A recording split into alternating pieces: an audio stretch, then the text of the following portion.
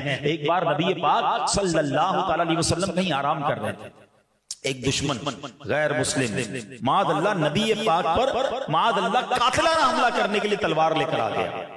کوئی گارڈ نہیں, نبی پاک کے ساتھ کوئی اس وقت صحابی بھی نہیں تھا, ہاتھ میں تلوار, نام تھا اس کا غورس. نبی پاک کے سامنے آ کے کھڑا ہو گیا. پیارے آقا کی مبارک آنکھیں کھلی. غورس بڑے تکبر میں کہتا ہے, اے محمد آج تمہیں مجھ سے کون بچائے گا, کیونکہ کوئی نہیں تھا, ہاتھ میں اس کے تلوار ہے. سبحان اللہ. نبی پاک نے ایک ہی لفظ کہا, اللہ. ادا کس کی زبان سے ہوا تھا؟ اللہ کے حبیب کی زبان سے. نام کس کا کہا؟ اللہ. اللہ اکبر. یہ لفظ کی ایسی ہیبت تاری ہوئی غورس پر کہ وہ لرزنے لگا. اس کے ہاتھ سے تلوار گر گئی. اب نبی پاک نے تلوار اٹھائی, کہا غورس اب تمہیں کون بچائے گا مجھ سے, اب تمہیں کون بچائے گا؟ اب ذرا سوچو, جو بندہ مارنے آیا ہے اب آپ کے ہاتھ میں تلوار آ گئی ہے. وہ کہتا ہے آپ تو کریم باپ کے کریم بیٹے ہیں, آپ تو معاف کرنے والے ہیں, غلطی ہو گئی مجھے معاف کر دیں. نبی پاک نے اسے معاف کیا. اپنی قوم میں جا کر کہتا ہے, ایسی شخصیت سے مل کر آیا ہوں جو خون کے پیاسوں کو معاف کر دیتے ہیں. کلمہ پڑھ کر غورس بھی مسلمان ہو گئے. ارے اسلام کی تاریخ بھری ہوئی ہے. whenever you see اسلام یہ مسکنسیپشن ہے اسلام کے بارے میں کہ اسلام تلوار کے زور پہ پھیلا ہے. نہیں جناب, اسلام جو ہے وہ معافی سے پھیلا, درگزر سے پھیلا, اسلام محبتوں سے پھیلا ہے. فتح مکہ کیا تھا؟ آپ نے کبھی اس کو اگر اسٹڈی کریں نا, اللہ اکبر. پہلے تو ذرا مکے والوں کا ظلم یاد کرو کہ نبی پاک کی راہ میں کانٹے بچھائے جاتے, پیارے آقا پر پتھر ان لوگوں نے برسائے, صحابہ کرام کو شہید کیا, نبی پاک کے صحابہ کو تپتی ریتوں پر لٹایا, کئی صحابہ کو زخمی کر دیا. اور پھر ایک وقت ایسا آیا کہ نبی پاک کو مکہ چھوڑنا پڑا. کبھی سوچو کراچی میں جو رہتے ہیں, جن کی پیدائش کراچی کی ہے, آپ کی عمر 50 سال ہو جائے, آپ کے بچے یہاں ہوں, بچوں کے بچے یہاں ہوں, آپ کا کاروبار یہاں ہو, آپ کی پراپرٹی یہاں ہو, اور ایک وقت ایسا آئے کہ آپ کے ساتھ اتنا ظلم ہو کہ آپ کو سب چھوڑ کے جانا پڑے. کتنا دکھ ہوگا نبی. اور پھر کعبہ بھی وہاں ہو, مکہ بھی وہاں ہو. نبی پاک جب مکے سے گئے تھے نا مدینے, بڑے افسردہ تھے, اور آپ نے ایک گھاٹی پر کھڑے ہو کر کعبے کی طرف اشارہ کر کے کہا تھا, اے کعبہ اگر مجھے مکے والے نہ نکالتے تو میں کبھی تجھے چھوڑ کے نہ جاتا. بڑے غمزدہ دل کے ساتھ. اور پھر وہ سفر بھی کتنا خوفناک, اور کتنا یہ سمجھے کہ دشمنوں کا خوف تھا کہ سیدنا ابوبکر صدیق کو لے کر اکیلے ٹریول کیا تھا نبی پاک نے. غار ثور میں 3 راتیں گزاری, اور راستہ بدل کے نبی پاک جو ہے وہ مدینے پہنچے تھے. مگر صرف 8 سال کے اندر اللہ نے اسلام کو وہ طاقت دی کہ وہی آقا علیہ السلام جو اپنے صحابہ کو پہلے خاموشی سے مدینے پہنچنے کی آپ نے تلقین کی تھی, اب 10,000 کا لشکر لے کر مکے آ رہے ہیں. اور سبحان اللہ بغیر جنگ کے مکہ فتح ہو گیا. اب وہ سارے دشمن سامنے کھڑے تھے جنہوں نے صحابہ کو شہید کیا تھا, نبی پاک کے بچوں کو رلایا تھا, خود نبی پاک کے بارے میں بہت بری باتیں کہی تھی اور مکہ چھوڑنے پر مجبور کیا تھا. وہ سارے سمجھتے تھے کہ آج ہماری بوٹی کر دی جائے گی. مگر جب نبی پاک علیہ السلام نے پوچھا کہ بتاؤ کہ آج تمہیں معلوم ہے میں تمہارے ساتھ کیا معاملہ کرنے والا, تو سب اور کانپنے لگے کہ آج تو گئے سب کے سر قلم ہوں گے.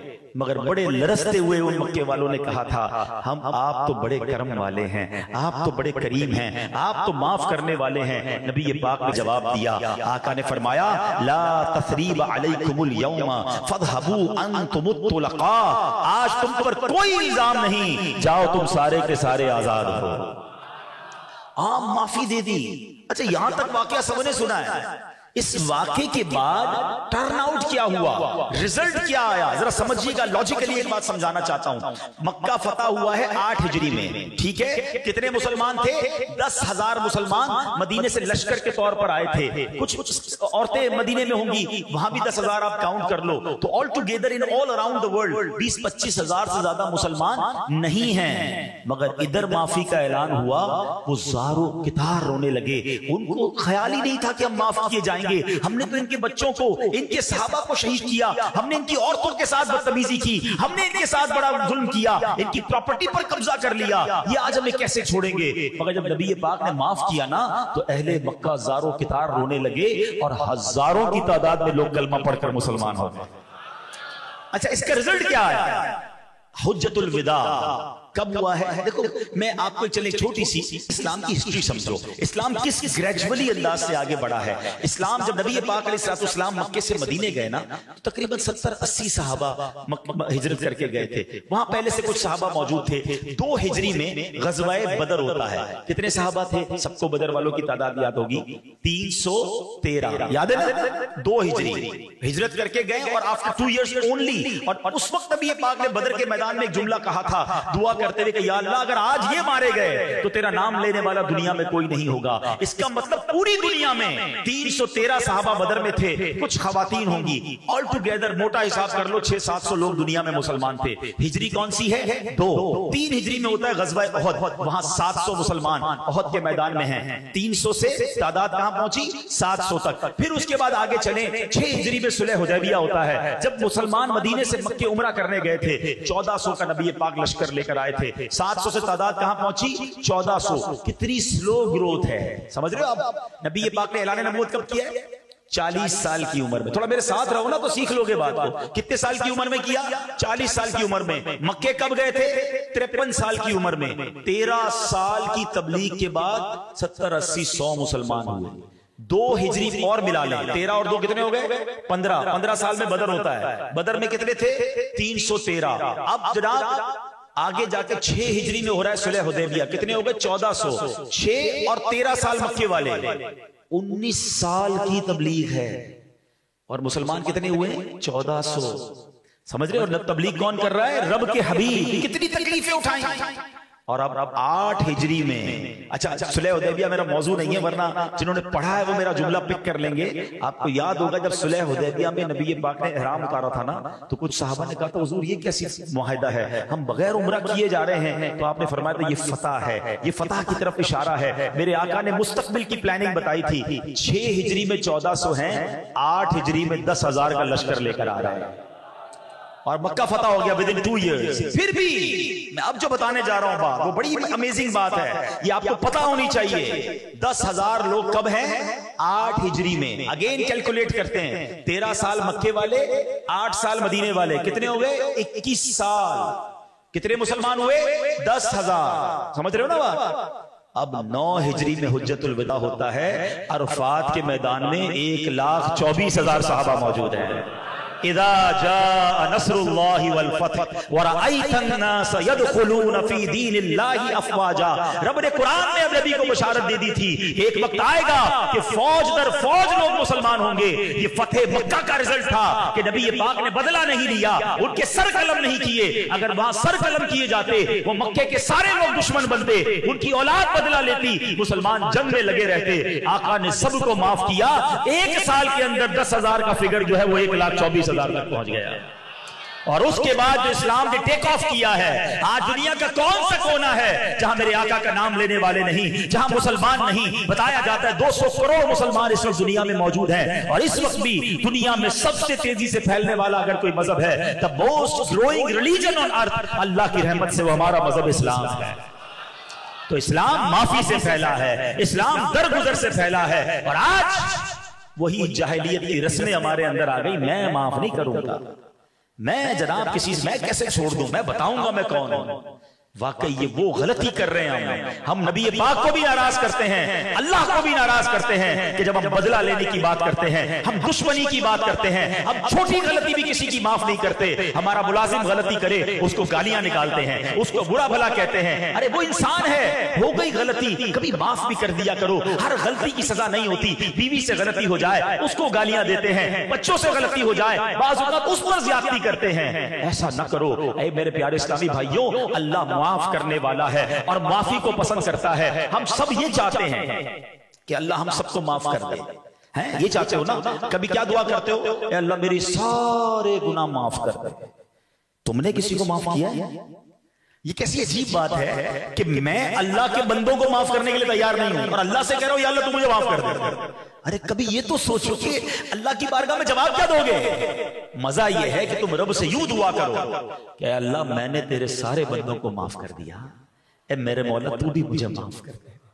میں بندہ ہو کر میرے بندوں کو معاف کیا، دکھایا میرا دل لوگوں نے، ستایا مجھے، تکلیف دی، مگر مولا تجھے معافی بڑی پسند ہے، میں نے تیرے سارے بندوں کو معاف کیا، اب ایک کریم تو بھی مجھے معاف کر۔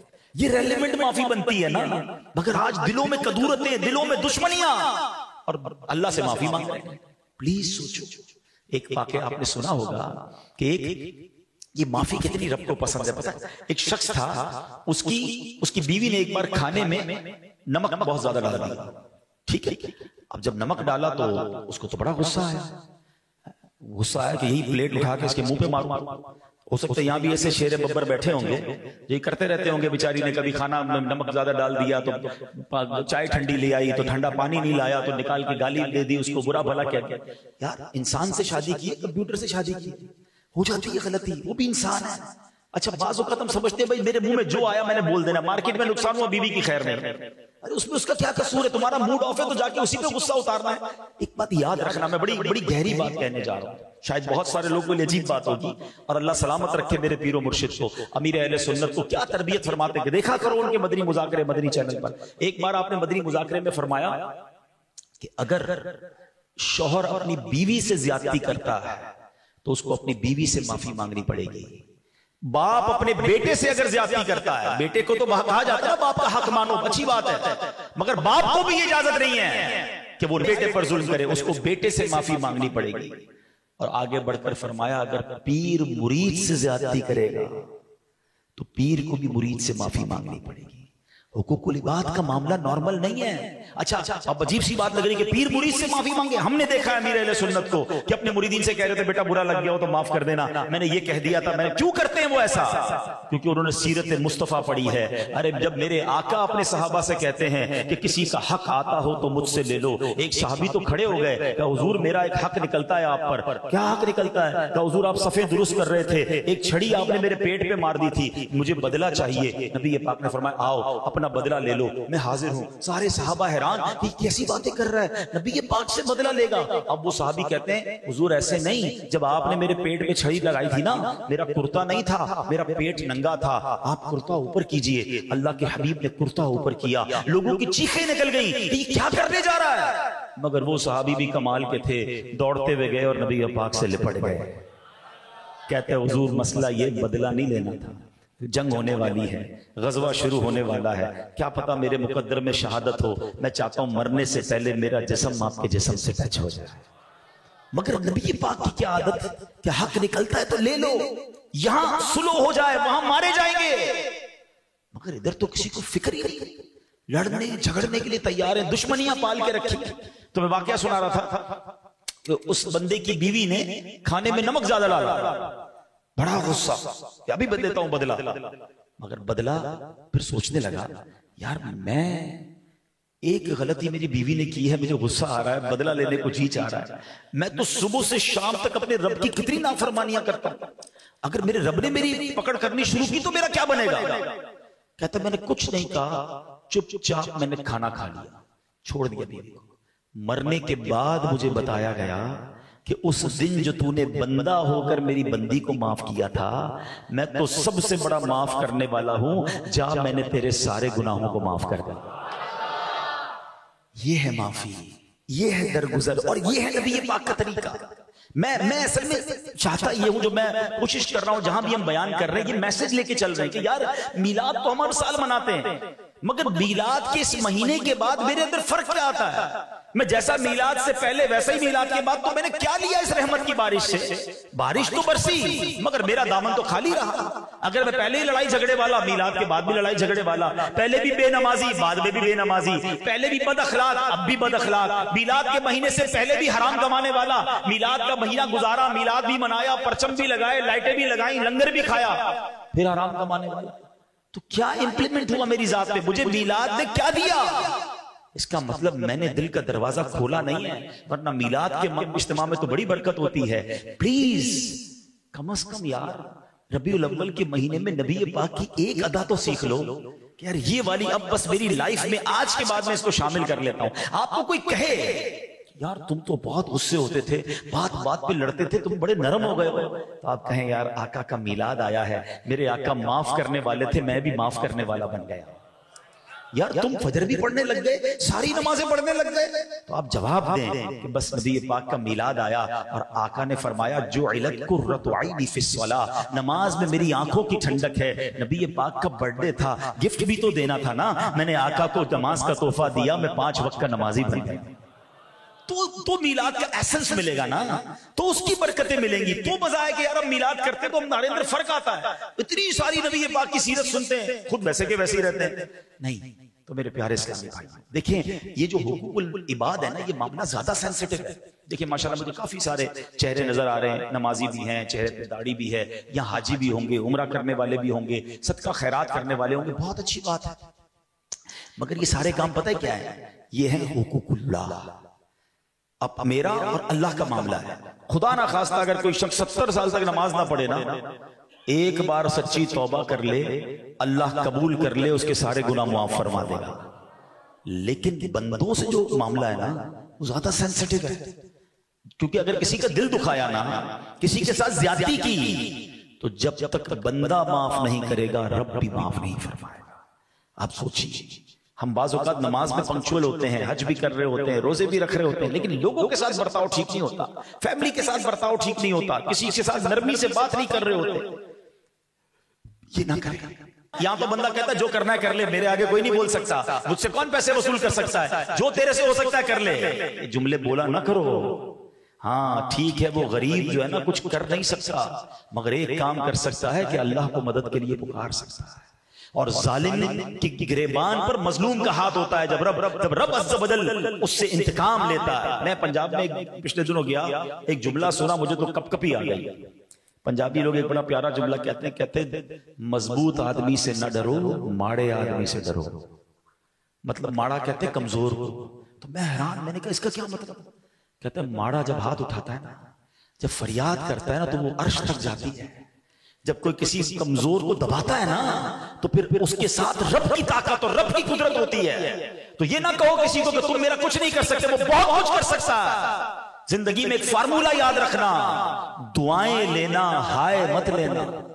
اگر آپ کو فیل ہو نا کبھی زندگی میں، یار چلتا کاروبار ڈسٹرب ہو رہا ہے، بڑی اچھی صحت تھی، گڑبڑ ہو رہی ہے، فیملی میں بڑا پیار تھا، لڑائی جھگڑے شروع ہو گئے، تو چیک کرو کسی کی ہائے تو نہیں لینی. کیونکہ تنگ کرو گے نا کسی کو اور اس نے اللہ کو پکار دیا، تو پھر اس کی لاٹھی بے آواز ہے، پھر تباہ برباد ہونے میں ظالم کو دیر نہیں لگتی. پلیز ٹرائی ٹو انڈرسٹینڈ حقوق العباد. یہ بڑا سینسٹیو معاملہ ہے. دنیا میں کسی کا دل اگر دکھا دیا ہے، کسی کا مال آپ کے پاس آ گیا ہے، کسی کی پراپرٹی آپ کے پاس ہے، یا کوئی بھی حق ہے، ادھر معاف کروا لو، ادھر دے دو اسے، قیامت کے دن تو مارے جائیں گے، پکڑے جائیں گے.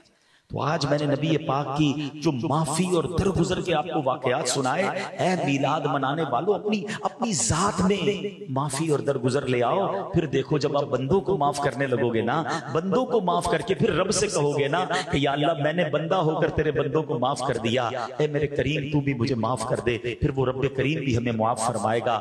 اللہ کرے کہ آج کے اس بیان کی برکت سے ہمارے اندر جو یہ غصہ، فرسٹریشن، انتقام کی آگ جلتی رہتی ہے، ہر کسی سے بدلہ لینا ہے، چھوڑنا نہیں ہے. نہیں میرے بھائی، یہ اسلام نہیں ہے. میرا بھائی ہے، میرے آقا کا امتی ہے، کلمہ پڑھنے والا ہے، یار انسان ہے، ہو گئی غلطی، اس سے معاف کر دو. اب پتہ ہے بعض اوقات ایک غصہ، ایک بدلے کی وجہ سے بھائی دور بیٹھے ہوئے ہیں، بھائی بہن کے گھر نہیں جا رہا، بہن بھائی کے گھر نہیں آ رہی. ارے بلکہ میاں بیوی میں صرف یہ جھگڑا ہے کہ وہ معافی مانگے تو میں گھر جاؤں گی، اور شوہر کہتا ہے وہ معافی مانگے تو وہ میں اس کو گھر پہ لے کر آؤں گا. اچھا دونوں ایک دوسرے کو یاد بھی بڑا کر رہے ہیں، مگر ایک بیچ کی سوری ہے جو کرنے کے لیے دونوں میں سے کوئی تیار نہیں. ارے تم آگے بڑھ جاؤ، تم معافی مانگ لو. ہماری میمنی میں ایک بڑا پیارا جملہ بولا جاتا ہے کہ جو نمیوں وہ اللہ کے گمیوں. آپ جھک جاؤ، آپ معافی مانگ لو اور آپ دوستی کر لو. انشاءاللہ اس کی برکت آپ کو ملے گی. معافی مانگنے سے کوئی چھوٹا نہیں ہوتا. معاف کر دو، درگزر کرو، اللہ تمہیں معاف فرمائے گا.